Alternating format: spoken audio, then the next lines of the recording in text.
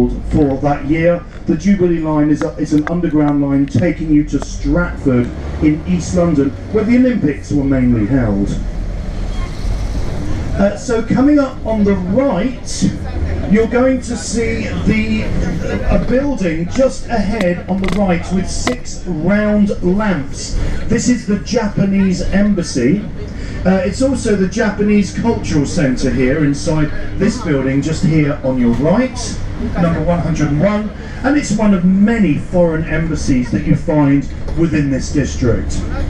At the end of the road, you're going to see a very famous cafe, ladies and gentlemen. You may have heard of it.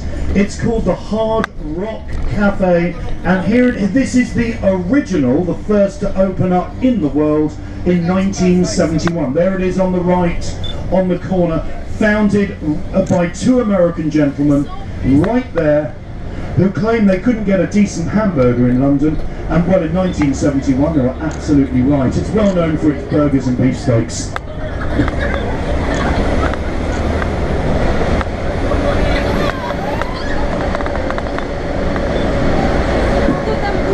Yes, so this is the fairground ride, ladies and gentlemen. This is your fairground ride, all of course included.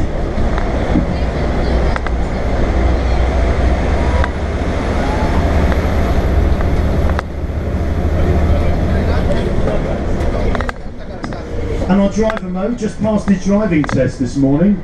He's doing all right, isn't he? On your left-hand side, Ferrari, ladies and gentlemen, for those sports car enthusiasts. This district is the district of Knightsbridge. And, well, it's a very suitable area to find a Ferrari sports car, because you will probably see more Ferraris, Lamborghinis and Rolls Royces, Bugattis driving. It's one of many foreign embassies here in Knightsbridge. There's the French flag on the right.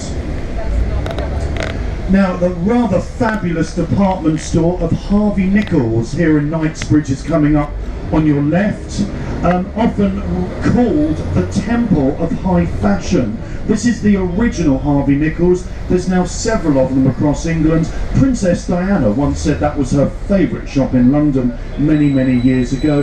Very popular for the fashionistas and the fashion followers of the capital.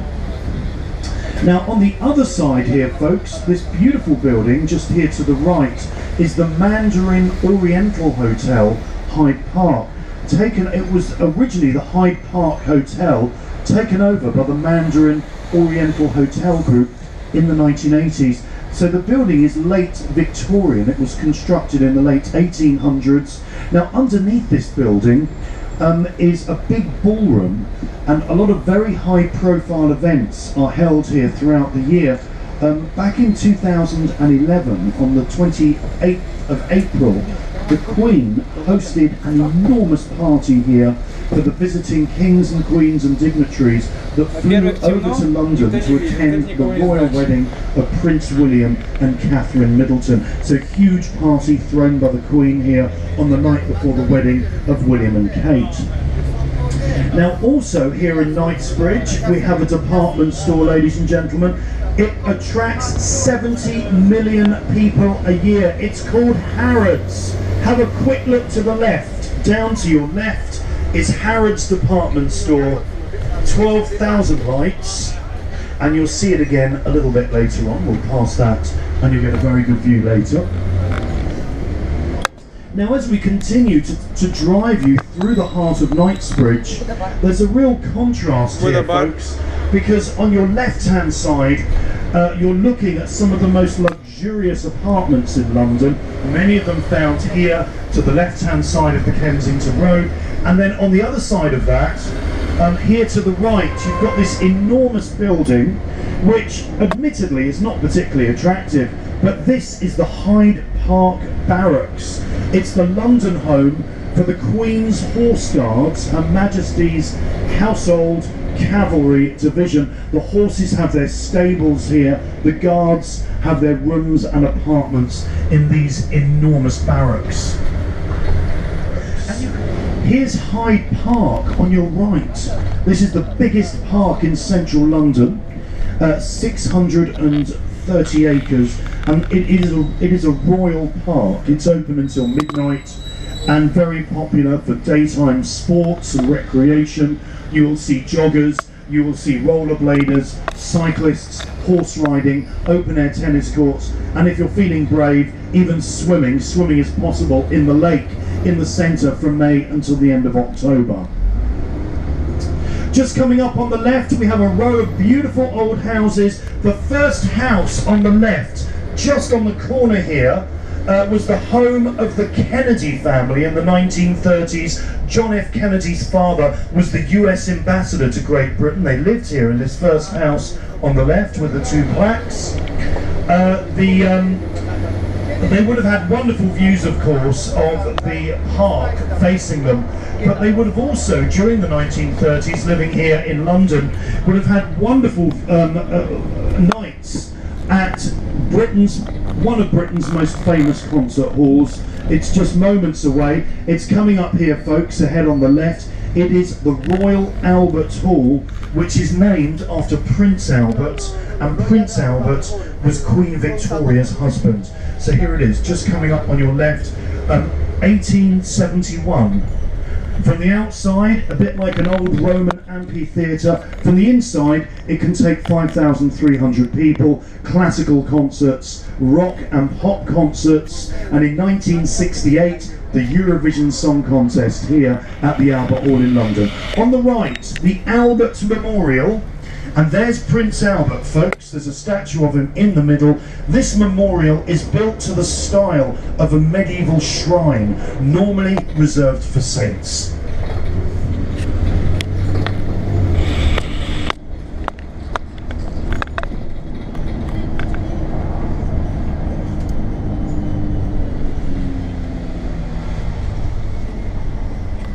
So, ladies and gentlemen, as we take a left here, we're actually bringing you right now into a different part of London. This is an area next door to Knightsbridge, and it's called South Kensington.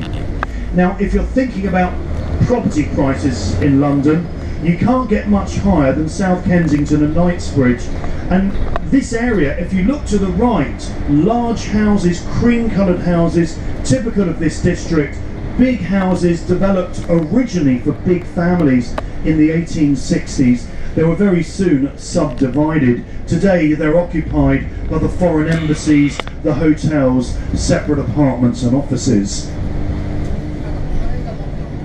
Now, in fact, ladies and gentlemen, every single year millions of sightseers, millions of tourists arrive here in South Kensington. And the reason they come here is because this area is where you will find some of London's most popular museums. They're coming up. There is also a French community here. There has been for many, many years. Further ahead in the heart of this district, you will find the French Cultural Institute, many French cafes, restaurants, shops and bars. And not forgetting the Lycée Français Charles de Gaulle, the largest French-speaking school in the United Kingdom with over 2,200 students. This school is here in the heart of this district.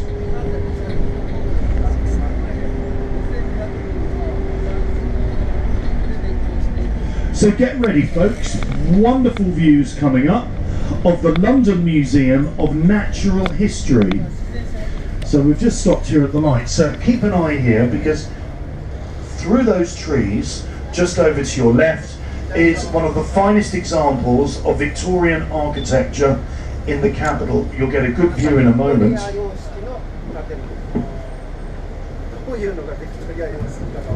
Life on Earth, the Earth itself, are all described in very accurate detail in a museum tracing the history of the natural sciences. So you'll get a very good view of London's Natural History Museum, and what we're going to see is the original Victorian facade as opened by Queen Victoria in 1881.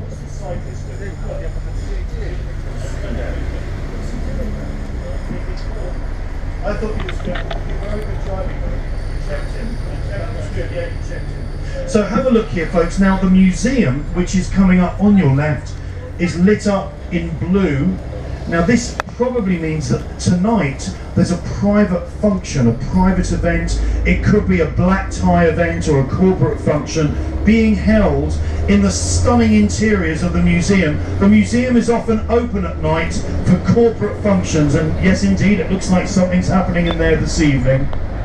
I'm not sure what it is. Often at night they hold corporate events to raise money up to fund the museums throughout the year.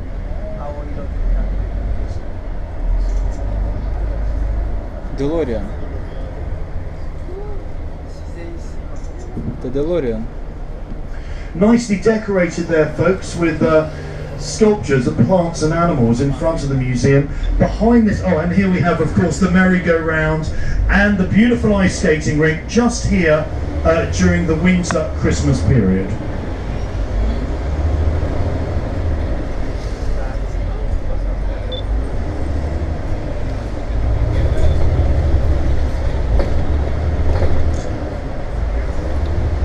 And then, ladies and gentlemen, just here to your left is another museum.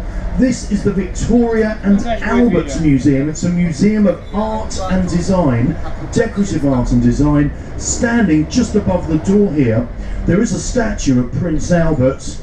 And if you're very quick, above Prince Albert, you've got Queen Victoria. Queen Victoria laid the very first foundation stone to this building when the building project was started in 1890, one of the last official public engagements that Queen Victoria made.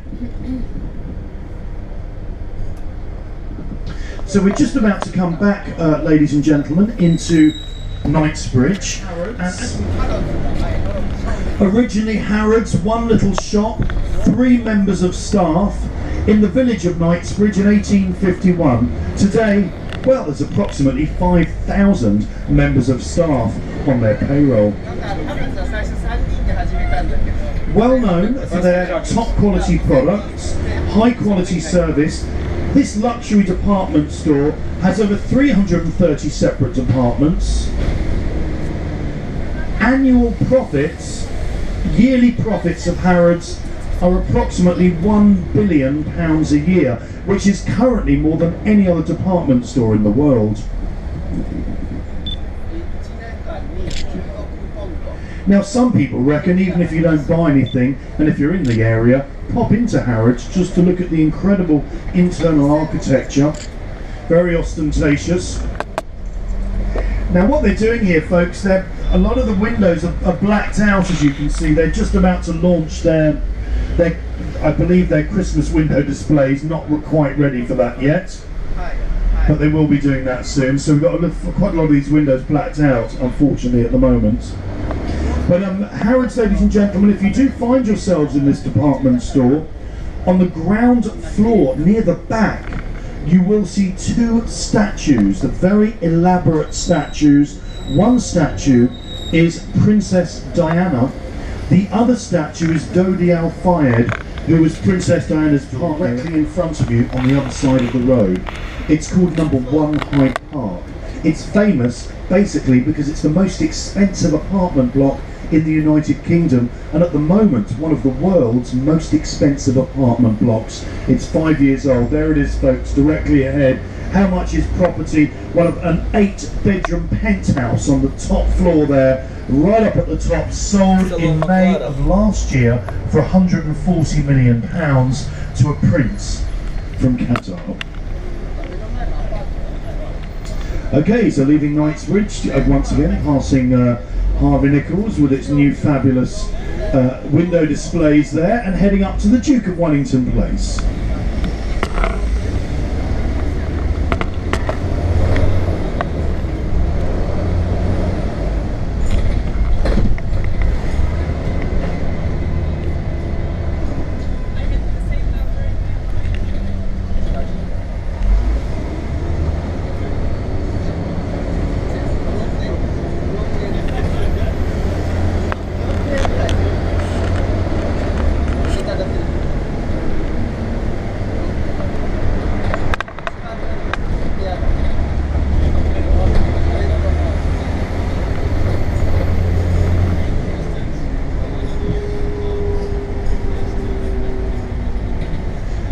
and gentlemen, the area ahead of us, the traffic roundabout ahead, is called the Duke of Wellington Place.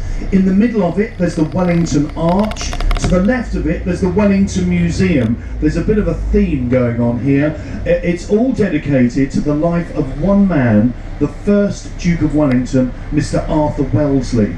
Now, Mr. Arthur Wellesley had many achievements during his life, but he'll probably be remembered for one thing more than anything else, even becoming British Prime Minister, which he did in the 1820s and 30s. He'll probably be remembered, folks, for leading the British Army to victory at the historic European Battle of Waterloo 200 years ago, defeating the Emperor Napoleon. So this arch that you can begin to see just ahead of you, slightly to the right, is a victory arch built shortly after Wellington's victory over Napoleon at Waterloo.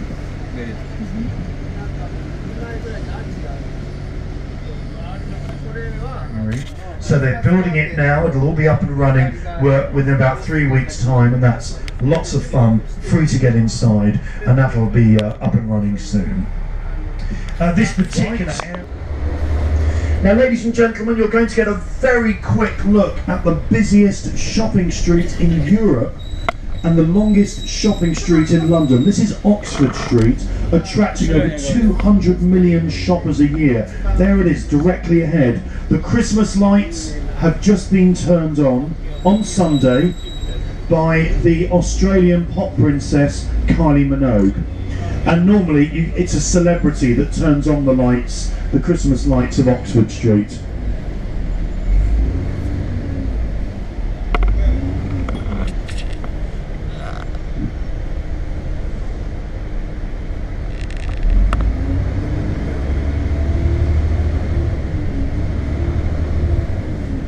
Here on the left-hand side, ladies and gentlemen, a real mixture of the old and the new.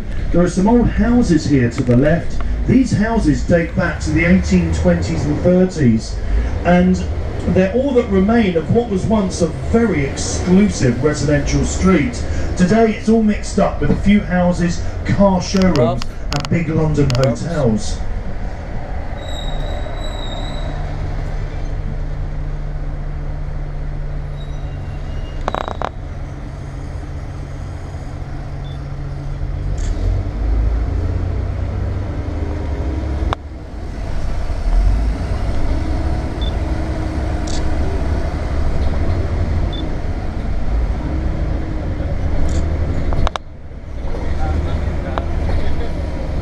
Beautiful house on the left there, Dudley House, built in the 1820s, a private residence. Just coming up on your left-hand side here, folks, you've got the Grosvenor House Hotel. It's one of the most famous hotels in London for holding big televised awards ceremonies in the Great Room. Here's the Great Room on the left. A lot of very high-profile awards ceremonies are held here throughout the year, including the British Academy of Film Awards in the past and the Olivier Awards, the annual awards to the British theatre industry.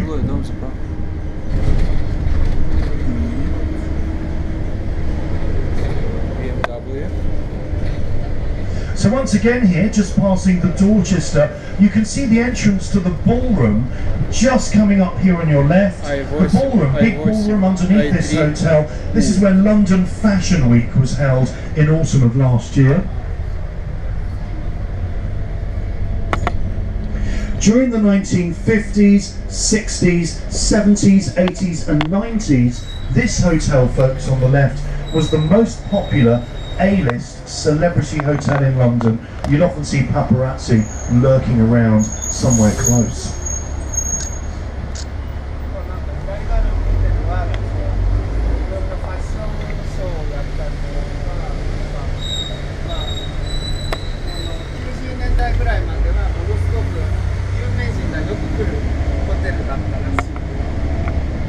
Девушка на балконе. Сидит.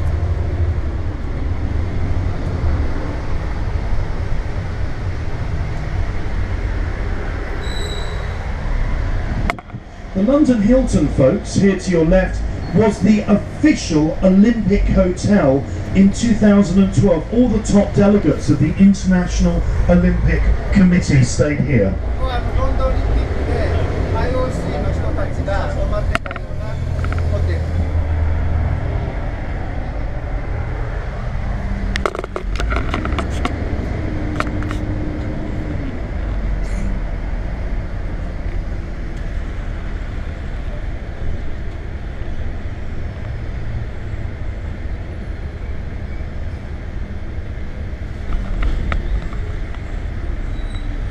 You've got about 250,000 vehicles a day making their way around here.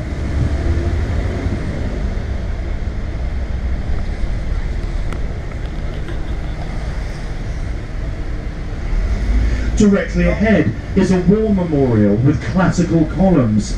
This monument commemorates bomber command from the Second World War and was unveiled by the Queen as recently as June 2012. So as you can see, there's a little kind of function happening tonight in the beautiful arch. During the daytime, yes indeed, you can get up to that little balcony at the top, and you've got an excellent view from up there into the big gardens on your left, just over the other side of that wall. And ladies and gentlemen, if you're very lucky, you might see the Queen having a quick game of tennis. These are the gardens of Buckingham Palace, 42 acres and the biggest private garden in central London. Now on top of the walls they're well over 8 foot high, and they're topped with spikes. On top of the spikes you've got barbed wire. Now if you look at that barbed wire, it is actually electrified, which I'm told is to keep Prince Philip in. Very important, ladies and gentlemen.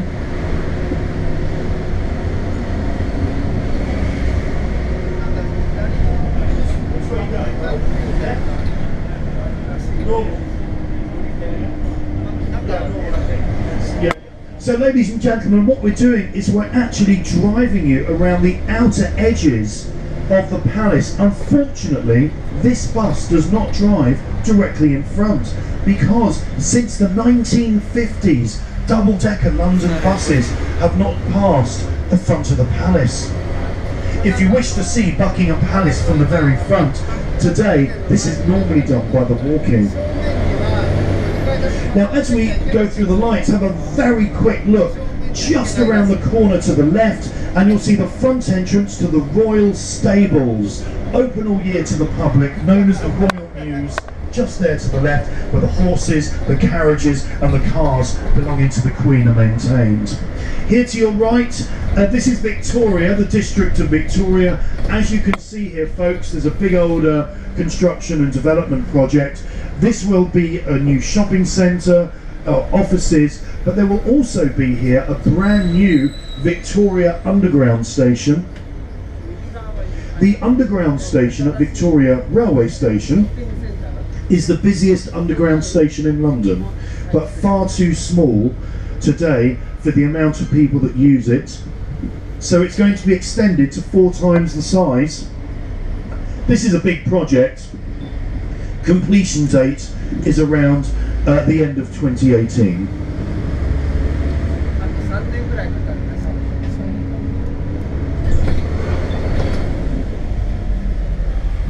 Victoria Station, one of the busiest. Trains from Victoria travel to the south coast and the southeast of England. The front of Victoria, just down there to the right. Okay folks, wonderful camera moment. You have to get your cameras ready because we can't stop past the lights. We get told off when we stop and obstruct the traffic. So just coming up on the right, you're going to get a very good view of the most important Roman Catholic Church in England. So this is, you're just about to see the headquarters of the Catholic Church. It's called Westminster Cathedral, and it opened to the public in 1904.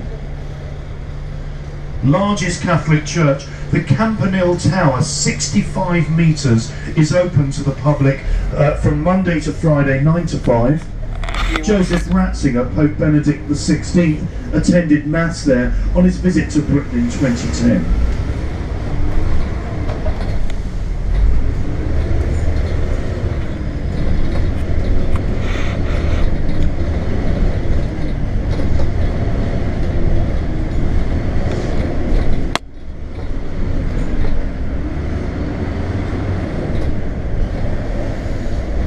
Well, ladies and gentlemen, right about now we're driving you down a street called Victoria Street, and it's one of many references that you find to Queen Victoria as you go through London. There's a reference to her husband coming up in the shape of a pub.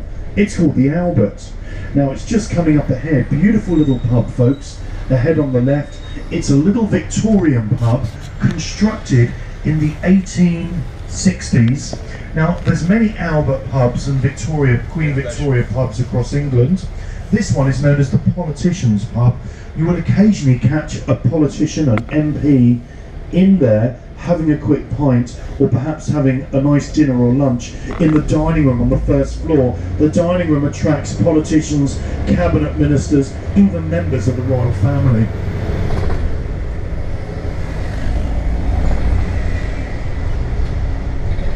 Okay, folks, very famous building coming up on our, ahead of you there. To the left, with the blue electronic notice board running across to the side of it. It's not a particularly memorable building, but since 1967, it's been the headquarters of the Metropolitan Police Force. It's called New Scotland Yard, or at least this is the back of New Scotland Yard. Not for much longer, folks. The building was sold last year due to big police budget cuts. The police are moving out into a much smaller building on the riverside, and the transition will be complete by next year.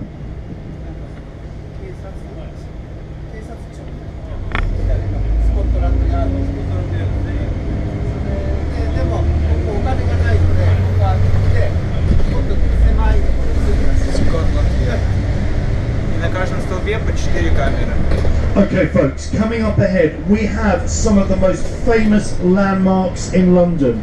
We have the Wheel, we have the Clock Tower, but before all of that, Westminster Abbey, the coronation church of the English monarchs for nearly 1,000 years.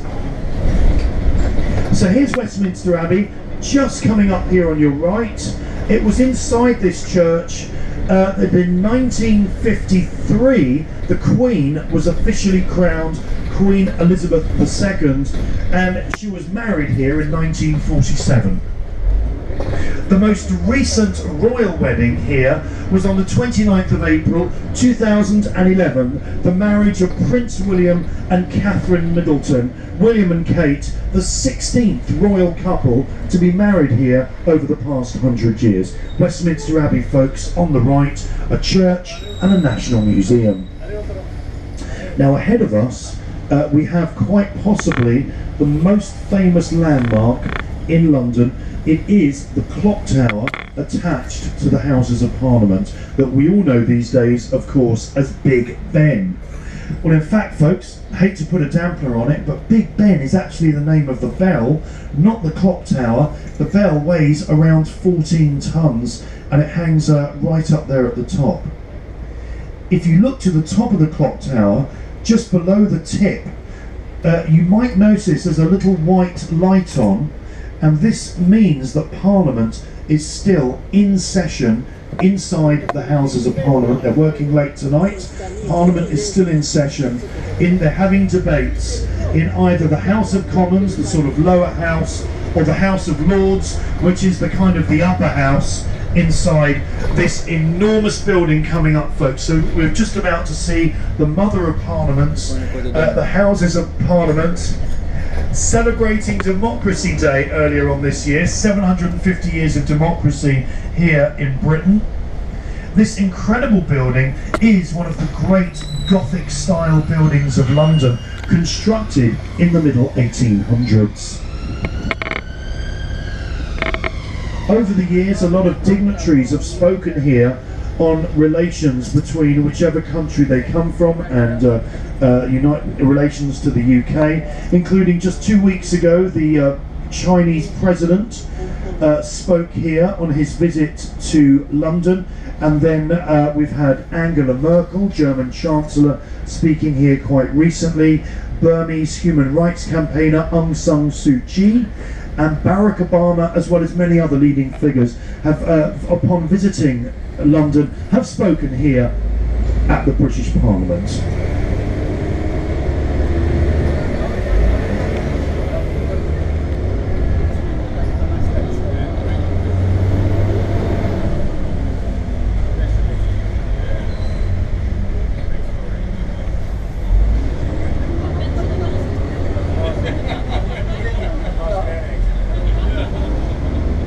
Ladies and gentlemen, on the left-hand side we have an observation wheel known of course as the London Eye.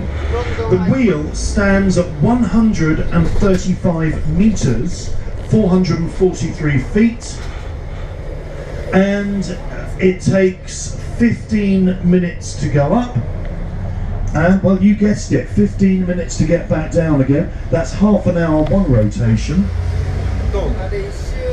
The wheel has 32 cabins.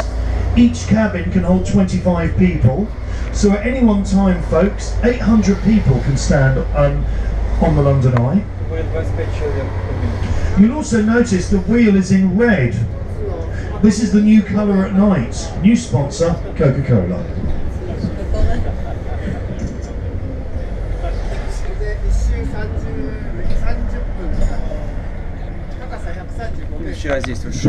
Originally only due to be here for 5 years as a 5-year exhibit. It's been so successful, the licence has been extended until 2020.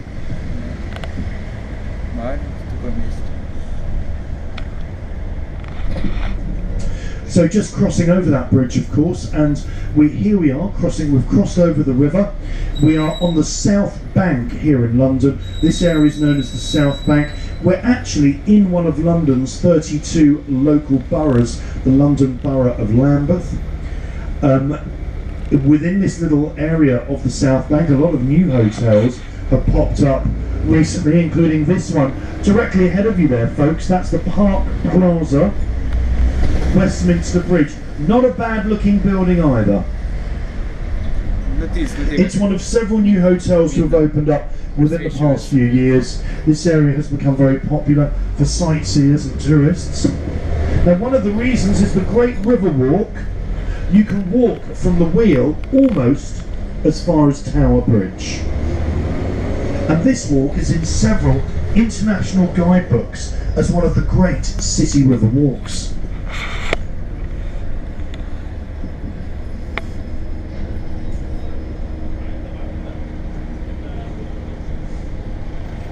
Вокзал, где мы Леню встретили.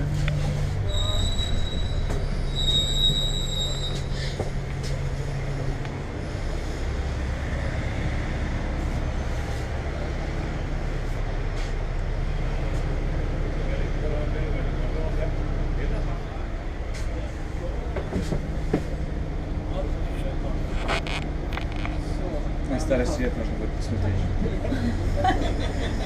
Мне интересно, ну он так сильно, что он так...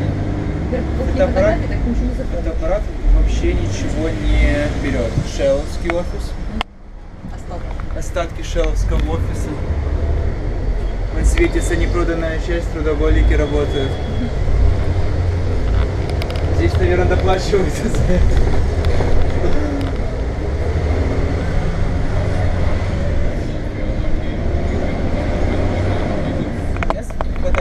So ladies and gentlemen, a very quick look up this hill, just here to the right, top of the hill, the front entrance of Waterloo Railway Station. This is the busiest railway station in the United Kingdom and the busiest commuter station in London, handling millions of commuters, taking them down to southwest London, southwest England. National Theatre of England. Now we're coming into the middle of the South Bank Arts Complex. It is a combination of theatres to the right, concert halls and art galleries to the left. But have a look at these buildings, folks. They're a real throwback to the architects of the 1960s and 70s. The architectural style is called Brutalist. Very controversial when they were constructed and probably not something you'd see built today.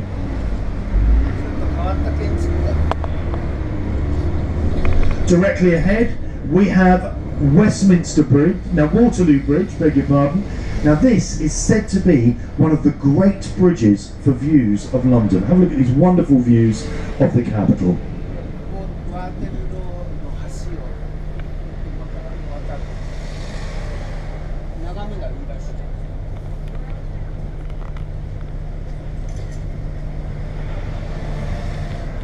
любуются на мосту. In fact, this is the only bridge in London where you can look to the left, see the Houses of Parliament, but then looking to the right, you get your first glimpse on this tour of there it is, coming into view of St Paul's Cathedral. It's a big domed roof just down there in the distance, the big domed roof of St Paul's Cathedral. And then to the right of St Paul's, all those tall buildings which make up the banking district of London.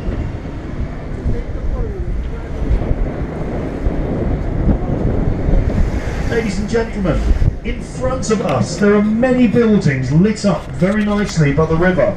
The largest is this one that's just coming up on the right.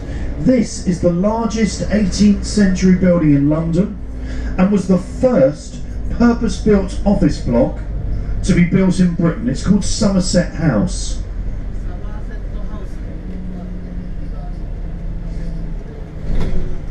Somerset House on the right, constructed in the late 1700s, the largest 18th century building in London, and today emerging as a big centre for the arts.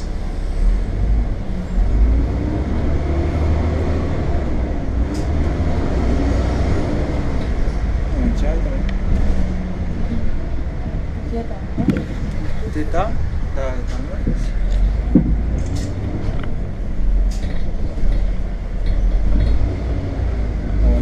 On the left-hand side, lots of theatres here. The area is known as Covent Garden. Any of these theatres, any of these little streets to the left, take you up into the heart of Covent Garden. It's mainly pedestrianised and well known for its street entertainers.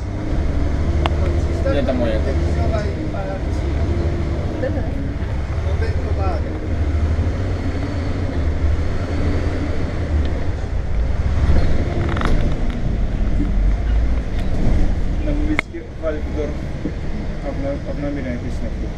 Ну, понял, какая-то. Короче, какой-то из них.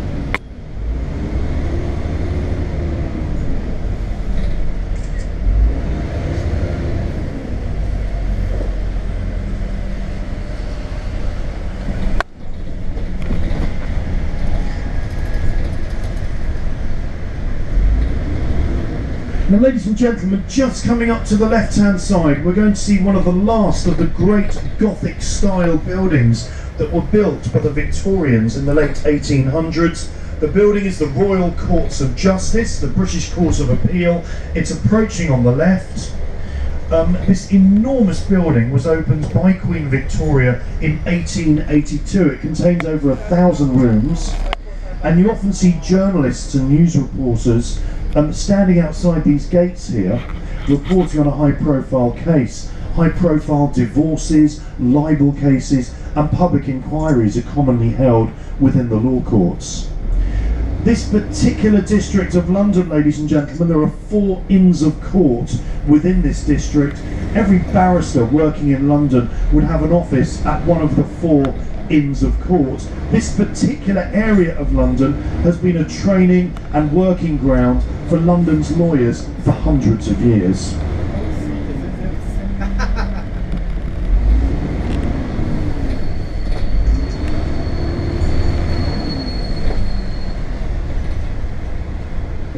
So here we are on Fleet Street, very famous street in London in fact. It was once home to the British national newspaper industry. For a long time, for nearly 300 years, every single British national newspaper had its headquarters and printing works on the same street in London, called Fleet Street. It was once known as London's Street of Ink. And you can see there's a little art gallery just coming up ahead on the left, and in the second window you'll get a very quick look at a film about the printing of newspapers, and there's also a very early printing press inside that window. It was one of the first printing presses introduced to this street back in the early 1500s there, just here to your left hand side.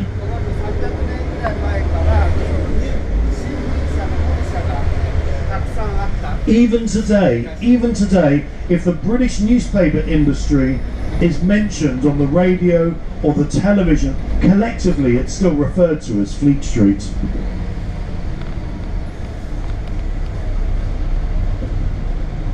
A very large building is approaching on the left-hand side, where you can see there, folks, wonderful views of the cathedral coming up.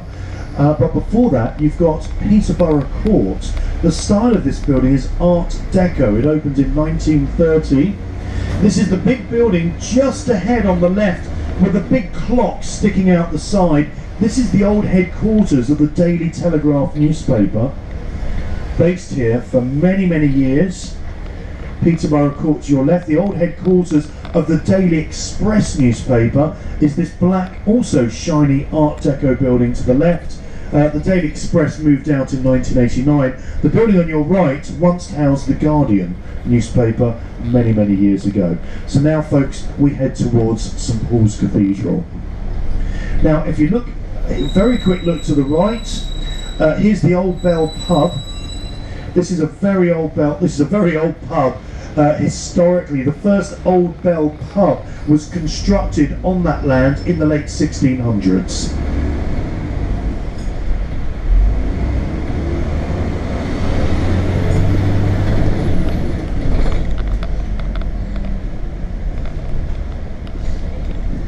So, as we leave Fleet Street, the old street of ink, we head up to St Paul's Cathedral, just coming up ahead at the top of the hill, of course. This church is 300 years old. It took 35 years to construct and was completed in 1711. Now, in 1711, Queen Anne was the Queen of England, and you will see a statue of Queen Anne standing in front of the steps. Queen Anne was the last reigning monarch of the House of Stuarts. When she died, she left no direct heir to the throne. So her cousin George came over from Hanover in Germany in 1714, the year of Queen Anne's death. And George from Hanover became King George I of England. Walking down those steps, ladies and gentlemen, in July of 1981, were the newlywed couple of Charles and Diana, married here at St Paul's Cathedral. If you're feeling particularly energetic, once inside, you are able to walk up to the very top. I believe there's no lift still. It does take some time, but just below that golden cross, you've got a circular balcony with some amazing views over London. Now, all these seats to the right and the left, this big stand is a preparation for a parade which travels through this area. It's the parade for the Lord Mayor of London show. It's an annual parade through these streets. It's basically the inauguration for the new Lord Mayor of the City of London. Now, the area that we're in at the moment, folks, is called the City of London, which can sometimes be a little bit confusing. But London, the capital city, has another city in it called the City of London. It's original London. Today it's the banking district. This is London's financial quarter, and it is the oldest part of town. So when London was first constructed by the Romans nearly 2,000 years ago, it was constructed here where the banking district is today. So London itself is made up of two little ancient cities. This one, the City of London, 1.5 square miles, known roughly as the Square Mile. The other one is the City of Westminster. Historically, that's the city of government and power, and this is the city of finance. Within these streets, ladies and gentlemen, you have some of the biggest banking institutions in England, including the Stock Exchange, including the Bank of England, and many foreign banks have offices based here as well.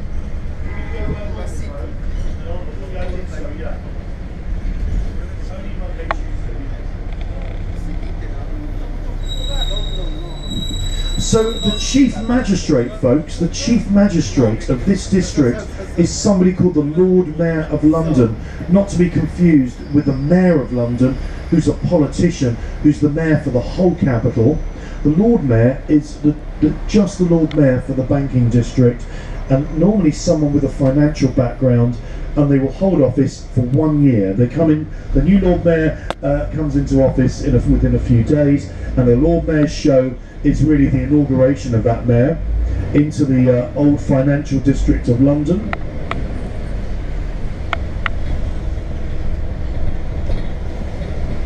You can see a very large construction project taking place in front of us here on the right. This will be the new European headquarters for Bloomberg, the financial media giant.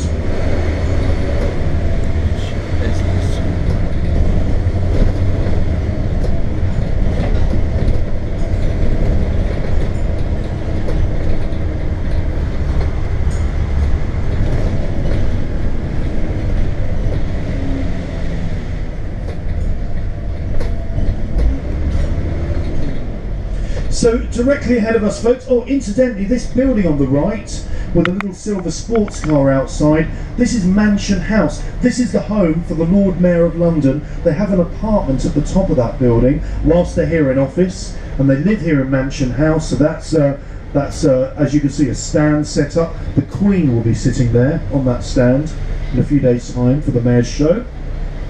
Coming up on our left-hand side, big building on the corner to your left. This is the Bank of England, the bank of the government. It's one of several banks to produce and issue the British pound notes.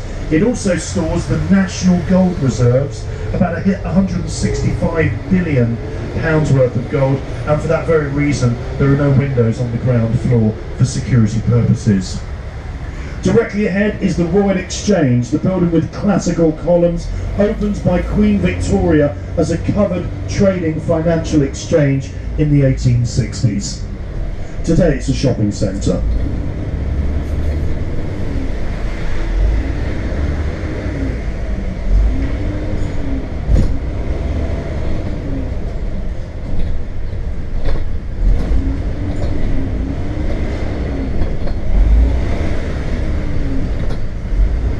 It is hard to believe when you look around at some of these buildings, but right about now you're actually in historic London. This is the oldest part of town.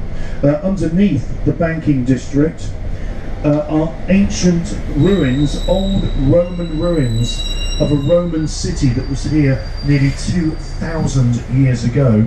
The city of Londinium, built by the Romans during the occupation of Britain for 400 years. The city of Londinium eventually became known as London.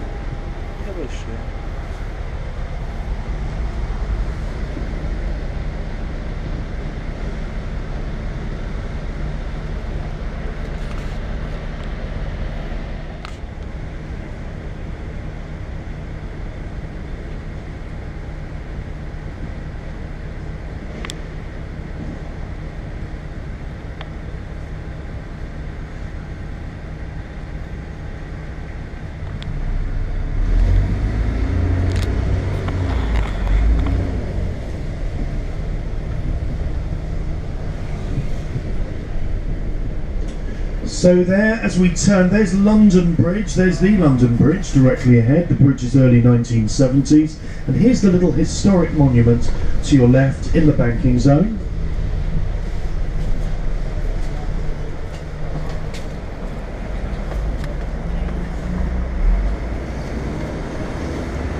So get ready, folks, we're about to see Tower Bridge. Tower Bridge is 121 years old.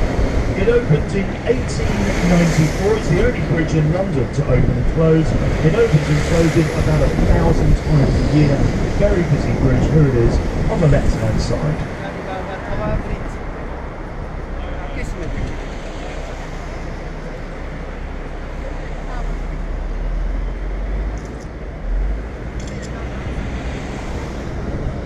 You can go into the bridge, you can step into the towers, walk about, you can walk across the top. That's the Tower Bridge exhibition.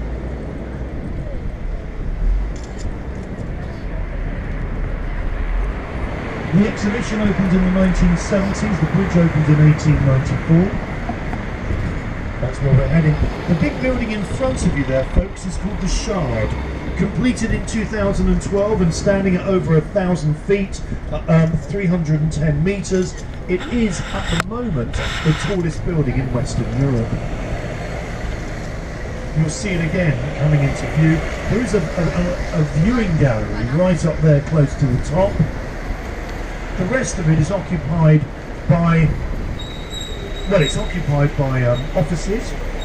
It's also occupied by restaurants, luxury penthouse apartments, and a 200-bedroom hotel boasting the highest infinity swimming pool in London.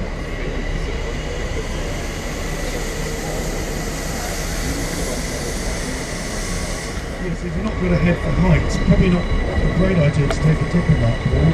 But the pool is right next to the window. You get the feeling you're just about to swim off the side of the building. That's the intention.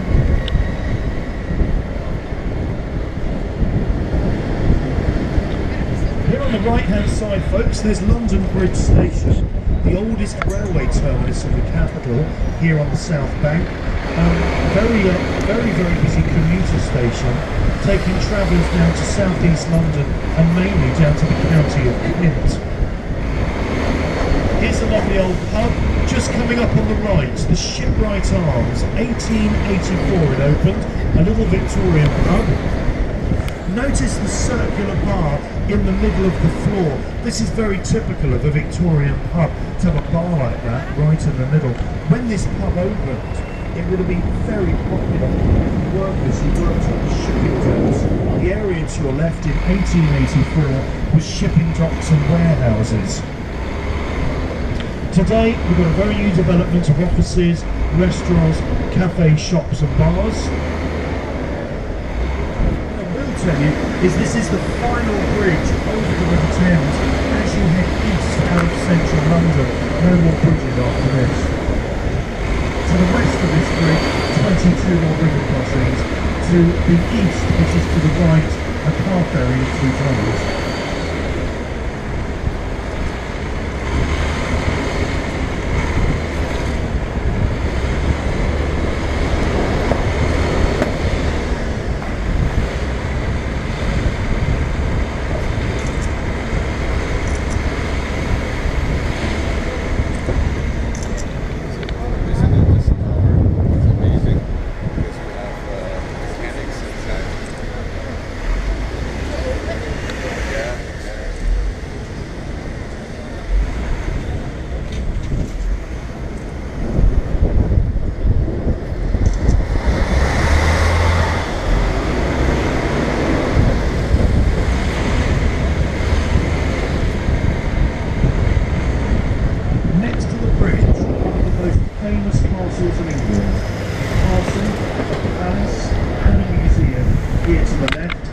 Called the Tower of London. It's also been fairly recently classed as a World Heritage Site, and the Tower of London, folks, if you have the time, is a fascinating trip through British history. Once you're inside, you'll meet the eccentric characters that live in there. They are called the Yeoman Warders. Their nickname is the Beefeaters. They are the official guards and the official guides to the Tower of London. Beefeaters are retired ex-servicemen and women who have served 22 years in the military, working their way up to a middle ranking position. When you've done that, you can apply to become an official guard to the tower. Now if you can, folks, have a look to your left into the centre of the tower, and you'll see a building in the middle with 4 little towers, one on each corner. That's the White Tower, and that's the original Tower of London, and it dates back to the late 1000s. It's made of stone imported from France, from an area called Caen in Normandy in northern France. It's Caen stone, and it was constructed under the orders of a French gentleman called William the Conqueror. All the other parts of this castle were slowly added on over the centuries under the orders of various kings and queens. It is a great trip through British history. It's open to the public most days of the year.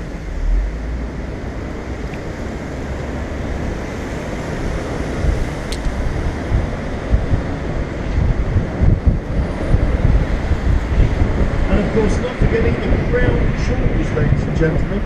An incredible collection of jewellery to be found inside the Tower of London, including the coronation crown worn by monarchs for the official coronations held at Westminster and beyond.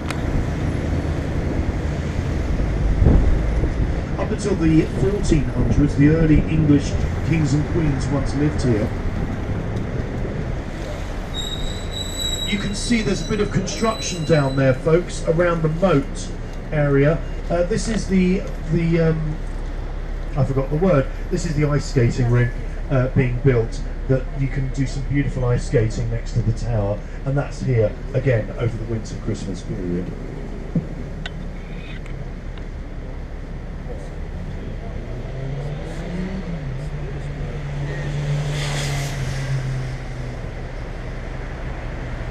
The River Thames. The River Thames is a tidal river. So the open sea, when the Thames estuary becomes the open sea, that's 45 miles behind you, 72 kilometres. The sea is tidal, so when the sea tide comes in, up through the estuary, it comes in as far as central London, raising and lowering the river twice a day. So the height of that water goes up and down twice a day. At the moment it's on a fairly high tide.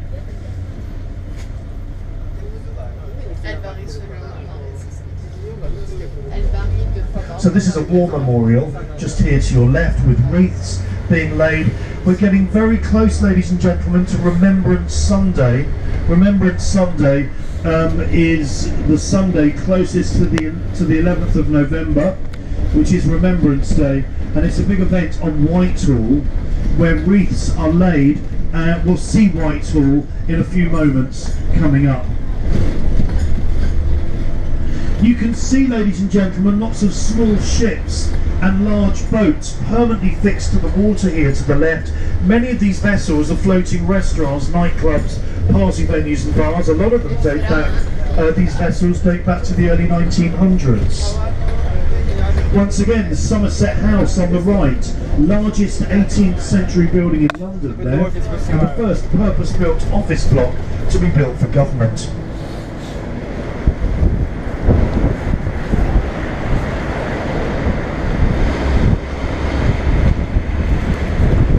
Also see, folks, if you look once again to the left, there's a big building just by the water with a long strip of window. This building is the Royal Festival Hall, and it's home to the London Philharmonic Orchestra. Это наш офис.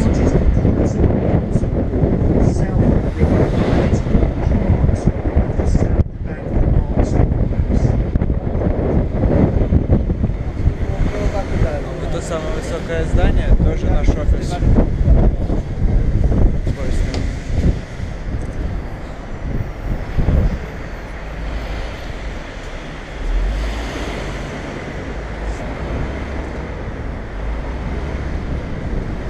So we can see just coming up here to our left-hand side, once again the London Eye, looking very impressive. The London Eye, the name has changed. It was once called the Millennium Wheel, as it started rotating in the year 2000.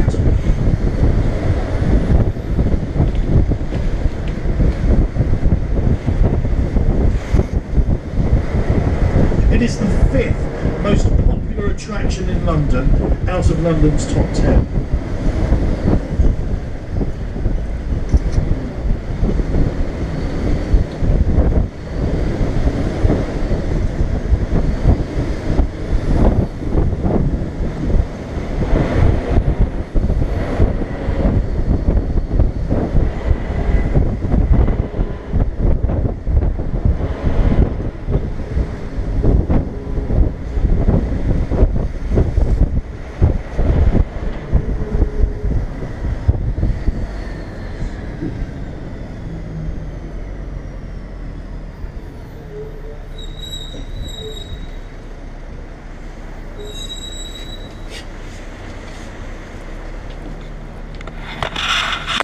Folks, we're going to come up towards the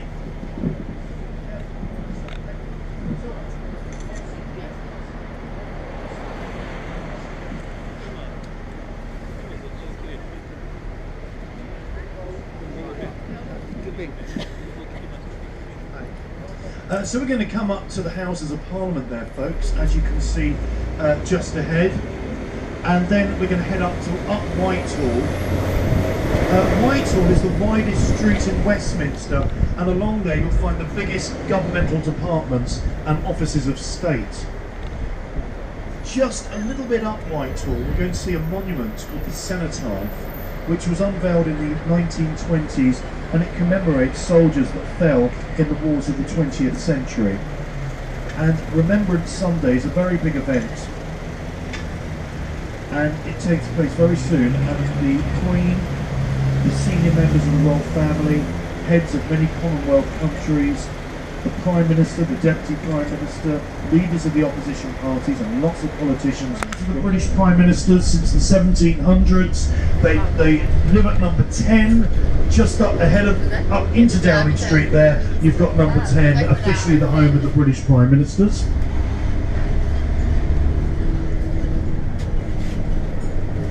So you would have noticed there, folks, of course, that the Downing Street is protected by big iron gates. Well, that's fairly recent if you think about Downing Street.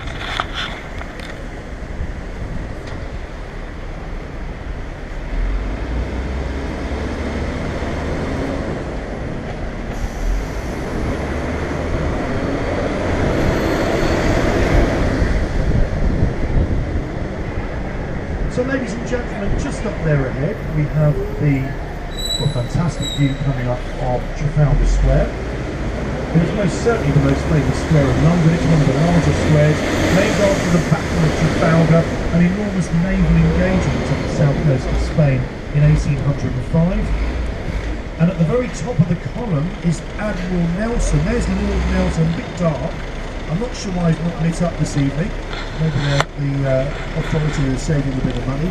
But there's a statue at the top of the most famous naval sea hero in British military history, Lord Nelson.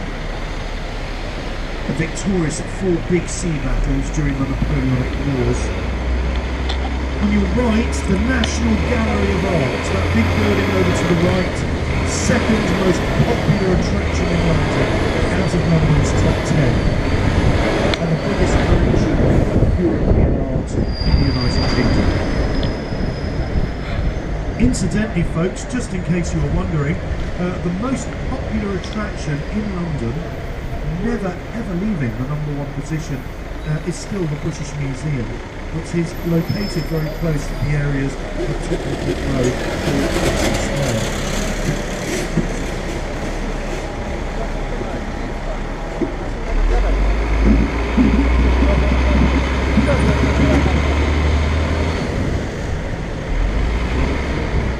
So, ladies and gentlemen, this is Pall Mall, a street named after an old French ball game called Pall Mall, played with a wooden bat and a wooden ball by members of the royal family on this land in the late 1600s. This street is full of members' clubs. Here on your left is the Institute of Directors. You need to be the director of a pretty large company to be a member of that club. Then you've got the Athenaeum Club, a literary club, on the corner here to the left. Charles Dickens, the Victorian writer, was once a member. Stephen Fry, the actor and comedian, is a current member of that club. There's the Travellers Members Club on your left, and the Reform Club here on the corner to the left, established for politicians. Inside the Reform Club, a character called Phileas Fogg waged a bet he could travel around the world in 80 days.